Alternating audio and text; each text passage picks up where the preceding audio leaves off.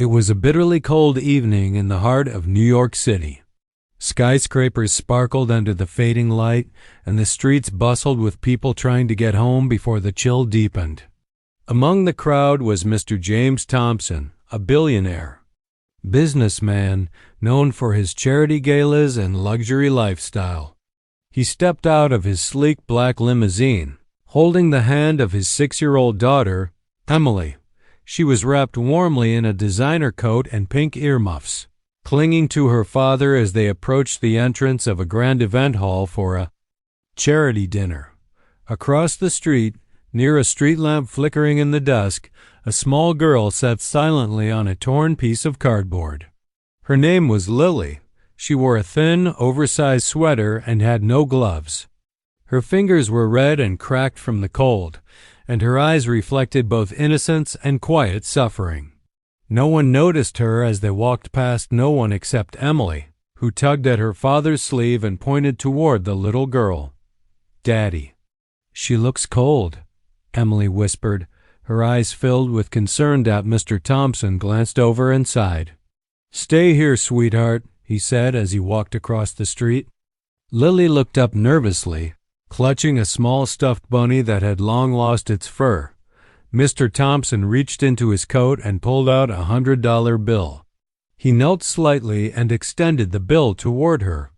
"Here, little one. Get something warm to eat," he said with a polite smile. It was a gesture he had done many times before, generous but distant, kind but fleeting. But Lily didn't take the money.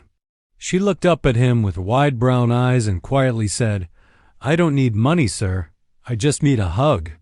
Like your daughter gets every day." The words hung in the air like a frozen breath.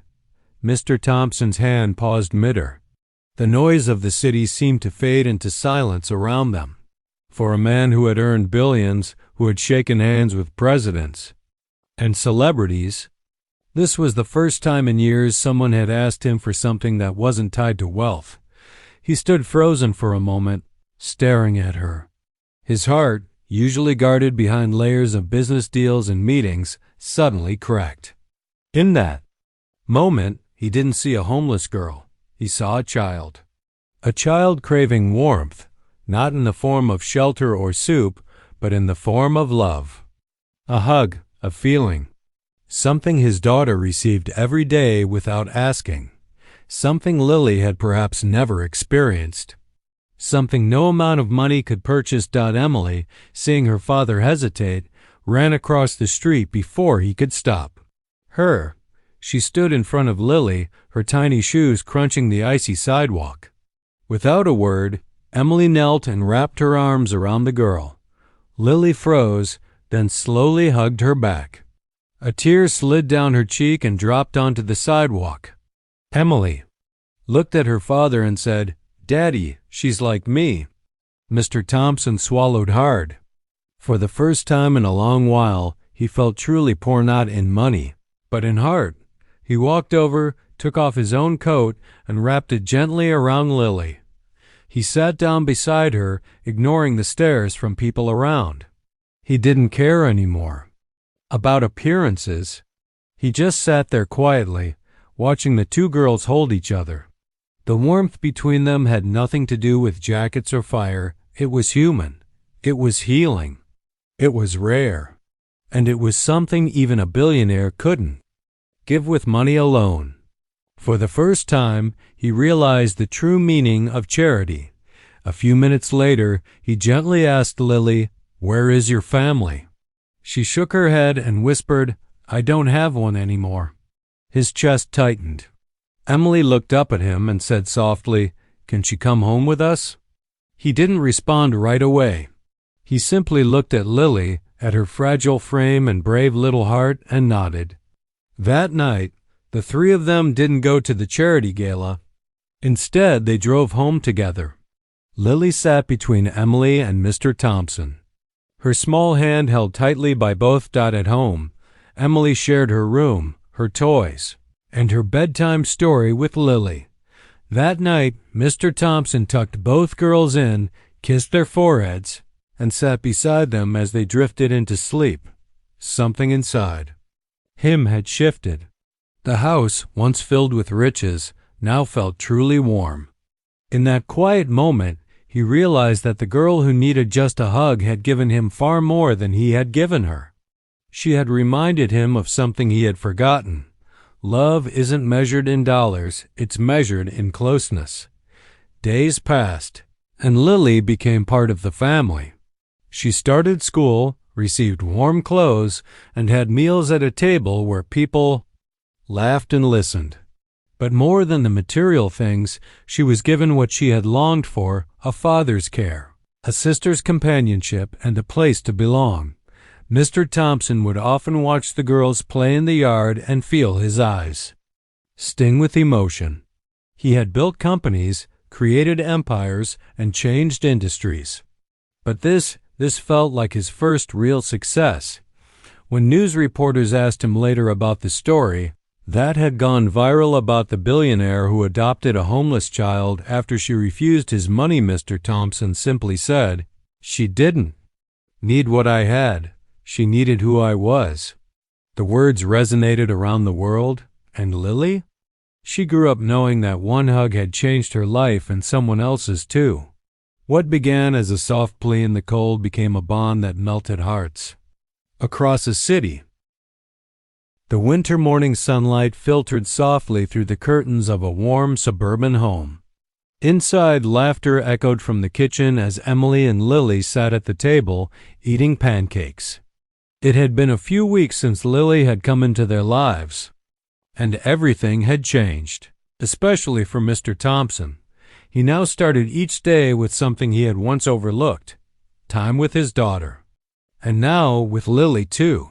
He watched them from the kitchen counter, sipping his coffee, and felt something he hadn't felt in years. Peace. Real peace. Not the kind that comes from money. The kind that comes from love. Mr. Thompson had become a different man. He now took less time in meetings and more time helping Lily adjust to school, making sure she had everything she needed, not just physically, but emotionally. He had begun therapy sessions for her and even attended parenting seminars. People from his social circle were surprised. Some admired him. Others didn't understand, but Mr. Thompson didn't care anymore. He no longer needed to impress the world.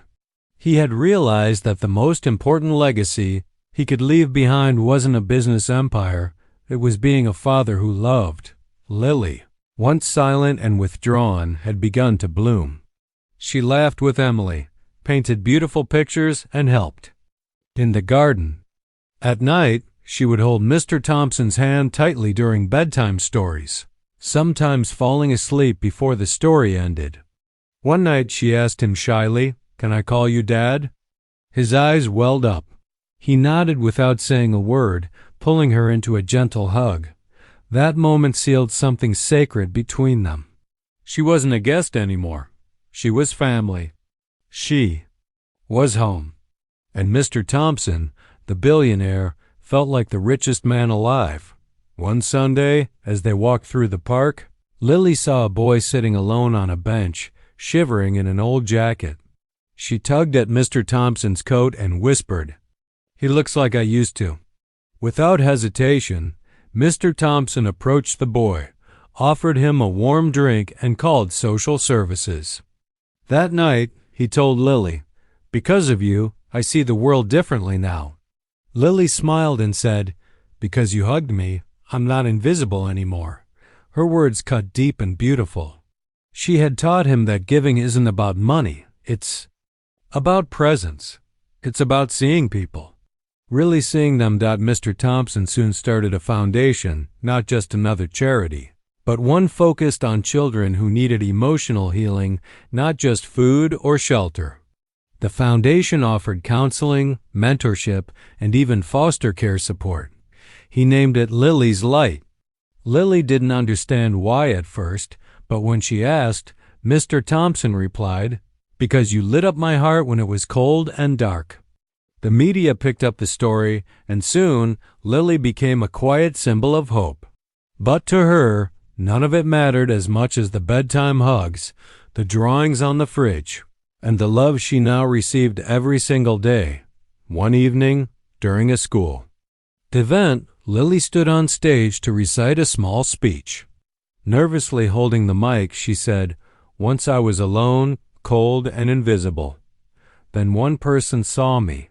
He didn't give me money. He gave me something I never had, a hug, like his daughter. That hug gave me a new life." The entire room fell silent, many wiping tears from their eyes. Mr. Thompson, sitting in the front row with Emily, could hardly contain his emotions.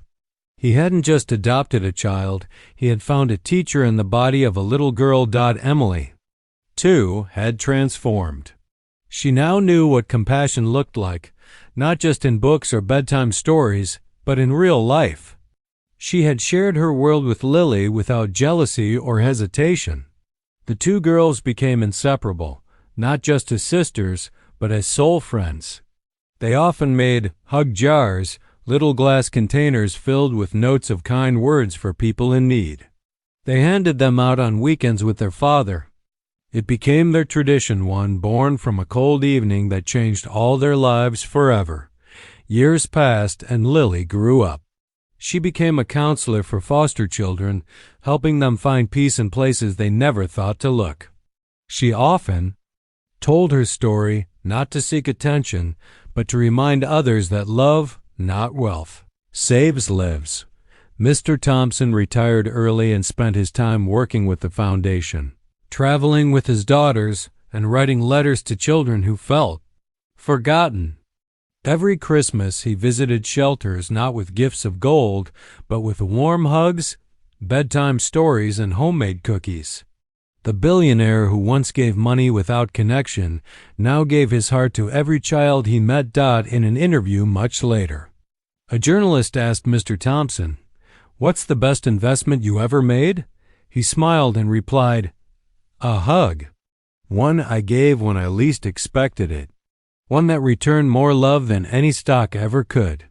The journalist asked, "And the girl who asked for it?" Mr. Thompson paused and looked at a photo on his desk. Lily, wearing her college graduation robe, holding hands with Emily. He softly said, "She gave me something money couldn't buy, a second chance at being human." And so, the man who once measured his success in billions, yachts, and skyscrapers found the true measure of wealth in the arms of a child who asked for nothing but love.